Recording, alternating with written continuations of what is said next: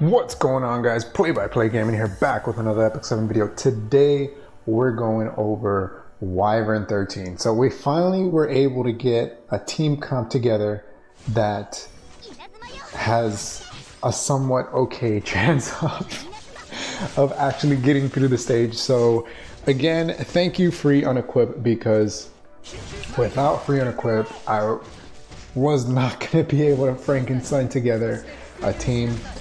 We finally did it. I was playing around with Sigrid just a bit. I was able to switch up Angie's stats. I really didn't want to get rid of Karen for Alexa. I tried building Alexa, but I couldn't get myself to waste all of those molas that I put into Karen. I have her, I think, at plus 12. And I just couldn't bring myself to do it. I said, you know what? I'm gonna figure out a way to get Karen to work. So Wyvern 13, we made it. And another big thing is this GG collab event. So as you see, I got Turner Guard on there. He is rocking that artifact that gives you burns, and he does work. Now this team comp here is not 100% success rate. I mean, I'm sure people have gone crazy and have gotten really close to 100% success rate. But for me, free to play, this is the best, second best that I can do, okay? I do have TG in there, Turner Guard, just because I want to farm friendship points. So what I did get, so this team is like, I would say, 50 to 70% success rate. If everything fails, if I get resisted on everything, then that's it.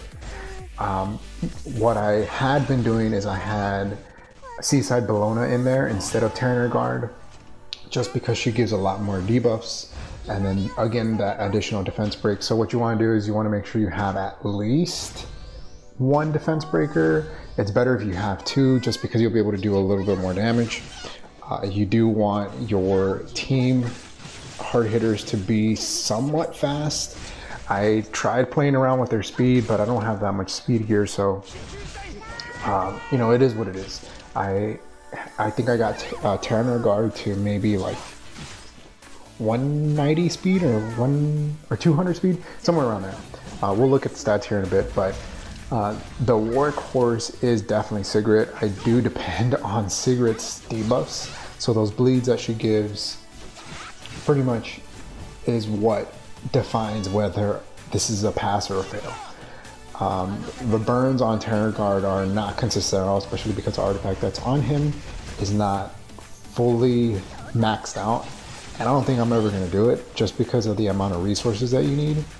So Sigrid's the way to go if you have her. If not, you could probably use Dizzy.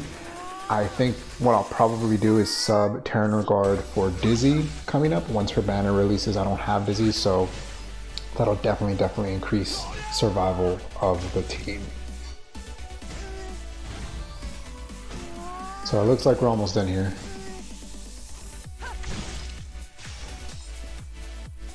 All right, not too bad run. Yep, pretty much trash.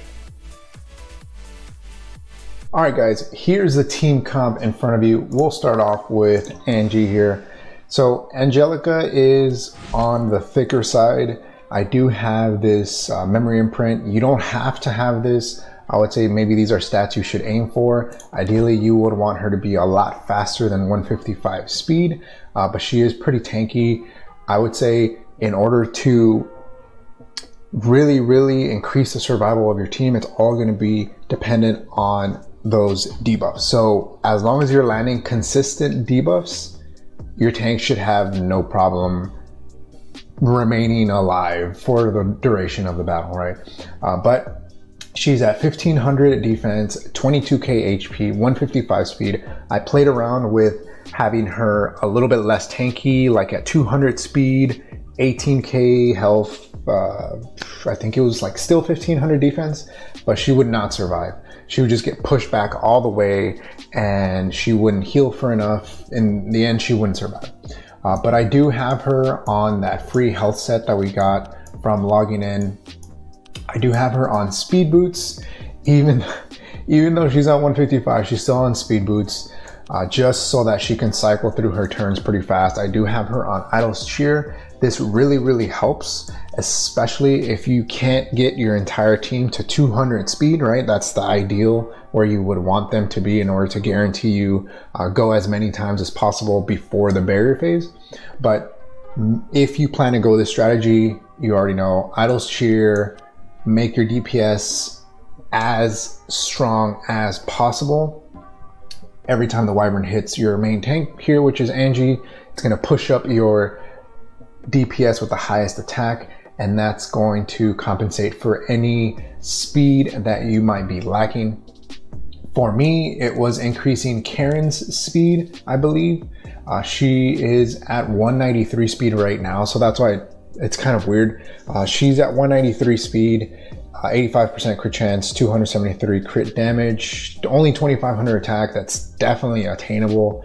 It's not anything that's super crazy. I have her on a faster, more crit damage build just because I want her to land those crits, and I want her to cycle through her turns as fast as possible, so she can get as many turns as possible, so she can actually defense break the Wyvern a lot more often. She's at 84 effectiveness just because of this effectiveness ring, but there's 29% crit damage. It rolled fairly decently, so that's why I have her on that. She's on a broken speed set, speed boots. That helm, eventually I'll get it to plus 12, but I'm not in a hurry just because I guess it could roll into attack percentage, and then I could plus 15 it, but I don't know, I'm not in a hurry for that. She is on a plus 30 Daydream Joker. Like I mentioned before, if you can't get your attack super high, as long as you can get your crit chance, crit damage decent, crit damage scales a lot better with Wyvern 13 just because of his HP pool is huge. So crit damage, Daydream Joker, and that's all you really need. Some people are running Karen with Torn Sleeve. Torn Sleeve right now is a limited artifact that you can only get from Baiken's banner. Guilty Gear collab is on right now, so it's difficult to say, oh, you know what, I recommend Torn Sleeve, just because it's a very limited artifact, and you could pull on Baiken's banner and never get the artifact, right? But will it increase your survival efficiency rate of Wyvern? Definitely. For me, with Terraner Guard, it's 50 to 70% clear rate. That's not the best, but I don't care. It is what it is. Next up, we got Cigarette.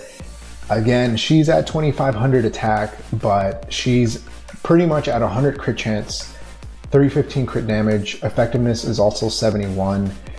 She is also on an effectiveness ring just because I get these very often. Yes, it's level 70. I decided to plus 15 it, whatever. Just the subs are really good, so I had to. And I was kind of Frankensteining things together. I was trying not to break other units' builds, and that's very difficult. I have her on destruction set. She is so awesome just because of her debuffs that she lands. She is like the debuff queen, other than Dizzy, right? SSV. But she has no Molas right now, and with SSB on the team instead of Terraner Guard, it's about an 80% clear rate, so that's not too bad. Right, like I mentioned before, TG is on there right now just for that friendship points, but on her S1 she inflicts bleeding, on her S2 she gives you bleeding and unhealable, and then on her S3 she penetrates defense, and I think she penetrates defense by 100%. Once you get like 6 or 7 debuffs on there, so she's pretty insane.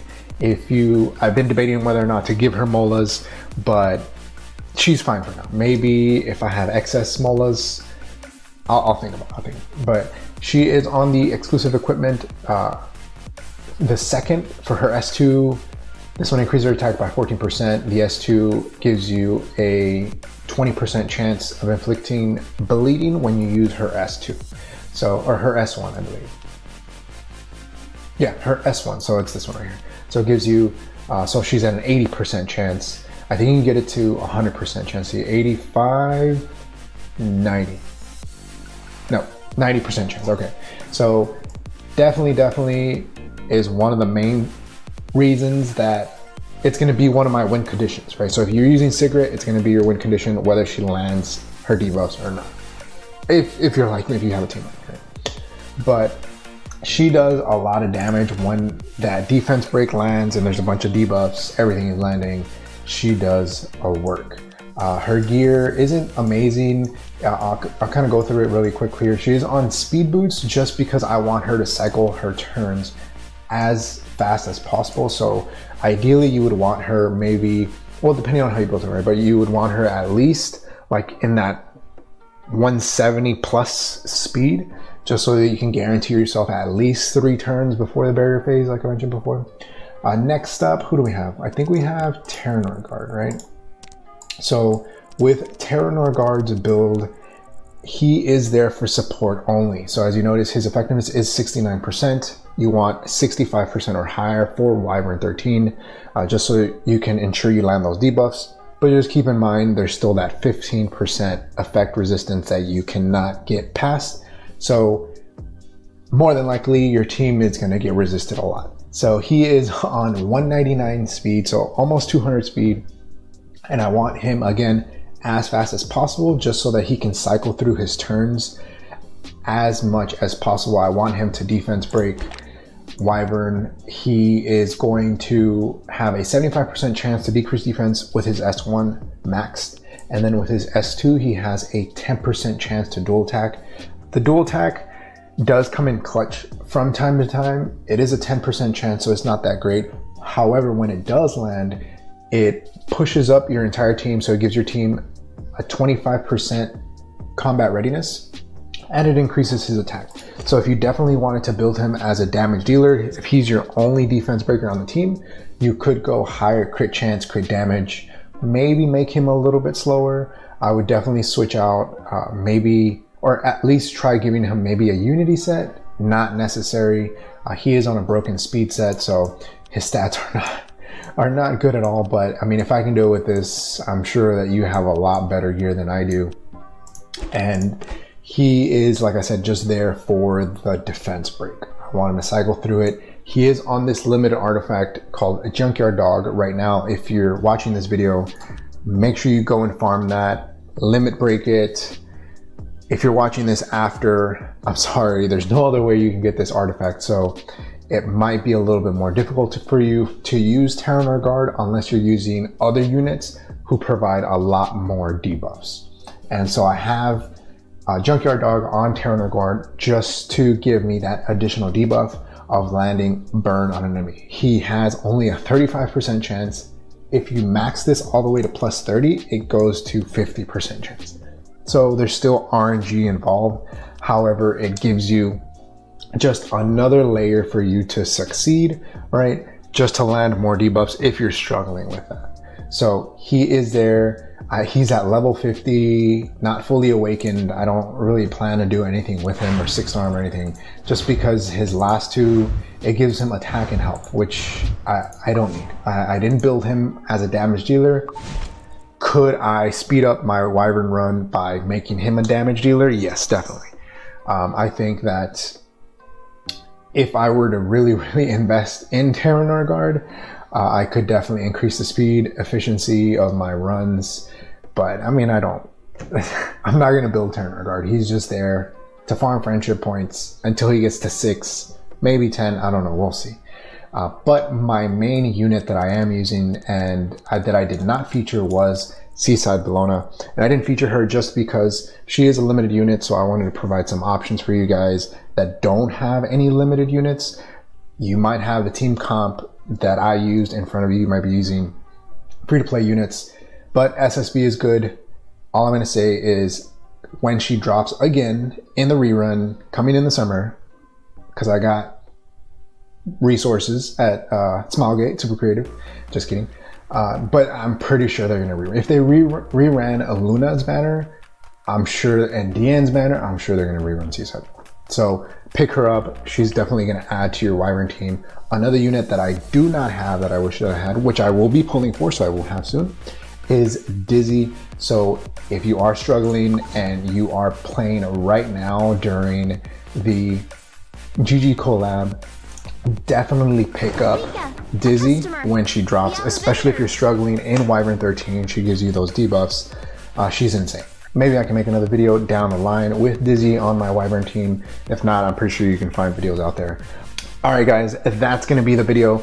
Let me know what you guys thought of this Wyvern run. I know it's, you know, it's whatever, right? As long as you can get your team solid, up and running with those debuffs, you should be good. But hopefully this gives you kind of a better insight, some more ideas for you to kind of chew on building your actual Wyvern 13 team. It did take me a little bit to kind of put them together, but let me know what your team comp is. What artifacts are you running? Let me know in the comments below. Also, Sigrid. I'm interested in seeing how you guys are building your Sigrid, whether you're giving her any molas or not. Let me know in the comment section below. But like always, make sure you hit that like button. Make sure you subscribe to the channel. It definitely helps the channel grow and reach more people like you who like content like this. Thank you for watching. I'll see you in the next one. Peace.